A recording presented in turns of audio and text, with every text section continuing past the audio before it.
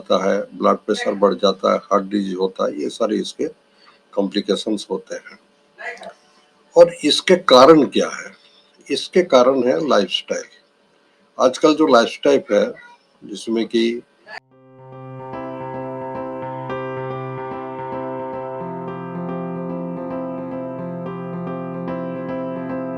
Friends, आज मैं आप लोगों को एक बीमारी के बारे में बताऊंगा जिसका नाम है पीसीओएस। पीसीओएस एक ऐसी बीमारी है जो कि आजकल बहुत ही कॉमन है। यंग लड़की, एडोलेसेंट लड़की, अराउंड 20 इयर्स जो लड़की लोग हैं, महिलाएं हैं, उनको ये बीमारी बहुत अधिक हो रहा है। आज मैं आप लोगों को इसके बारे में बताऊंगा कि इसके लक्षण क्या है, इसके कॉम्प्लिकेशंस क्या है, इसके कारण क्या है, इसका डायग्नोसिस क्या है और इसके ट्रीटमेंट और रोकथाम इसके क्या है। पहले मैं बताऊं आपको कि पीसीओएस का फुल फॉर्म क्या है।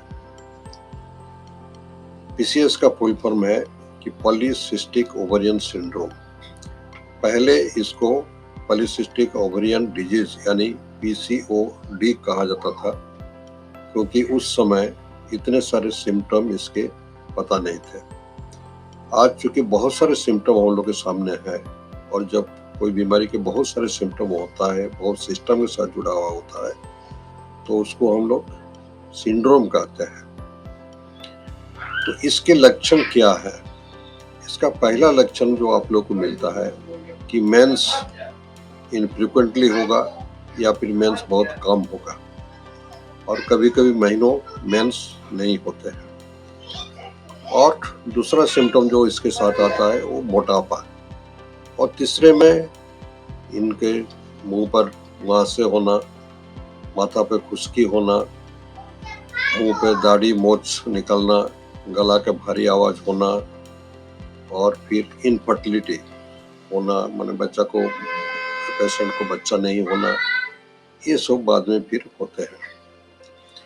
ये लक्षण जो होते हैं, इसके परिणाम क्या हो सकते हैं? पहला परिणाम तो ये हो सकता है कि इनफर्टिलिटी मतलब बांझपन, जो पेशेंट को बच्चा नहीं होता, ये सबसे बड़ा अभी प्रेजेंटेशन है इसका। और सब कारण होता है कि मेंटल डिप्रेशन होता है, कोलेस्ट्रॉल बढ़ जाता है, ब्लड प्रेशर बढ़ जाता है, हार्ट डिजीज होता है, ये सारे इसके कॉम्प्लिकेशंस होते हैं। और इसके कारण क्या है? इसके कारण है लाइफस्टाइल।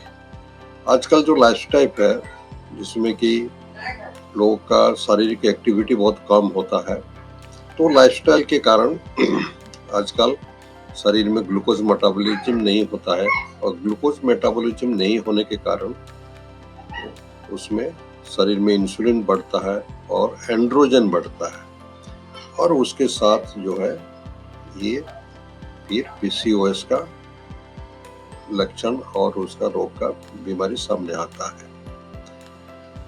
तो इसका ट्रीटमेंट क्या है?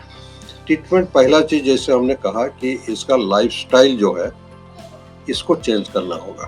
पेशेंट जो कि यंग लड़की होते हैं, 20 साल के आसपास होते हैं, आजकल बहुत स्मार्टफोन लेकर के पड़े हुए रहते हैं, सिनेमा लेकर के पड़े हुए रहते हैं, रात जगते रहते हैं बिना पढ़ाई किए हुए हैं।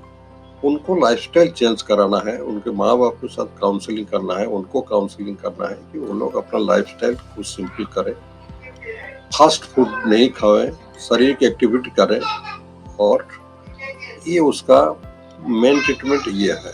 उसके साथ साथ यदि मुंह में बाल निकल आ जाते हैं और एंड्रोजन लेवल बहुत अधिक है, थोड़ा सा एस्ट्रोजन उसमें देना पड़ता है। अगर बच्चे नहीं होते हैं तो बच्चा नहीं होने का ट्रीटमेंट किया जाता है, जैसे आईयूआई हो गया, फिर आईवीएफ हो गया, और ओव्यूलेशन इंडक्शन पहला स्टेज में किया जाता है।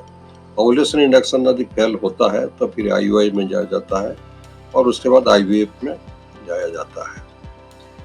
और इसमें क्या क्या सब जांच हम लोग को करना पड़ता है, जैसे अल्ट्रासाउंड जांच में ओवरी में मल्टीपल सिस्ट फॉलिकल्स दिखाई पड़ते हैं, और एंड्रोजन लेवल बढ़ा हुआ रहता है, फास्टिंग इंसुलिन लेवल बढ़ा हुआ रहता है, एलएच का लेवल बढ़ा हुआ रहता है, एफएसएच का लेवल बढ़ा हुआ रहता है। ये सब जांच हम लोग करते हैं। और शरीर का वजन उसका हाइट के अनुपात में बहुत अधिक रहता है।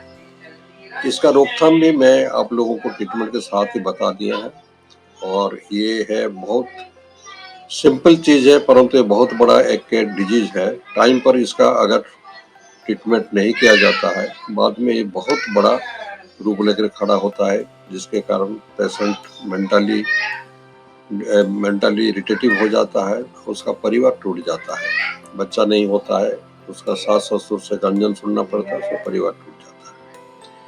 तो इसलिए पीसीओएस को अर्ली उसको पहचान करना चाहिए और अर्ली ट्रीटमेंट करना चाहिए। और सबसे बड़ा है कि उसके माँ बाप और उनके साथ ही उनका काउंसलिंग होना चाहिए। इसके साथ ही मैं आज का टॉपिक जो पीसीओएस के बारे में मेरा वक्तव्य समाप्त कर रहा हूँ। फिर आगे कोई दूसरे टॉपिक पर मैं आप लोग को बोलूँगा। धन्यवाद, नमस्कार।